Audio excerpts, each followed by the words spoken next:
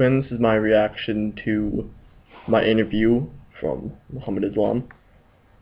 One of the things that really um, caught my attention was how when he talked about how he's going to be missing his brother's wedding. And when you think about what it really means to leave your home country, just for education. I mean, he can't see any of his family anytime he wants to. I mean, I'm farther away from my family than I've ever been. I'm only like an hour and a half away. But he's in a different country and he hasn't even seen them, and he might not see them until he gets his PhD. It's just him and his wife, and that's pretty incredible, I think, that amount of dedication to something to better yourself that he's going through. Something I could never quite really imagine having to do.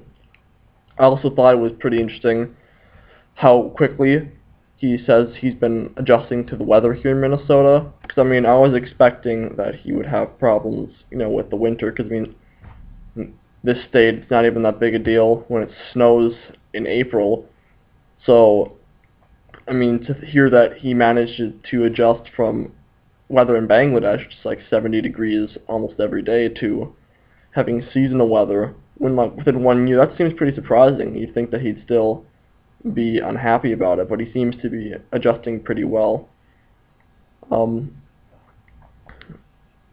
I think it was kind of interesting noticing how he seems to really,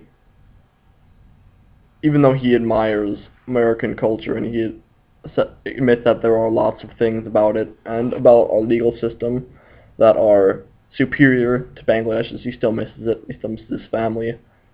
And the food, I never really thought about having to go to another country and not being able to eat the food that you are used to for your whole life. He has to prepare it himself. Otherwise, he kind of has to eat what we make, because we don't really have Bangladeshi options for cuisine, especially in Minnesota. I just thought it was pretty interesting all in all that he's gone through so much work and effort just to get an education. I mean, living in America, you kind of take it for granted that we have colleges everywhere that are relatively,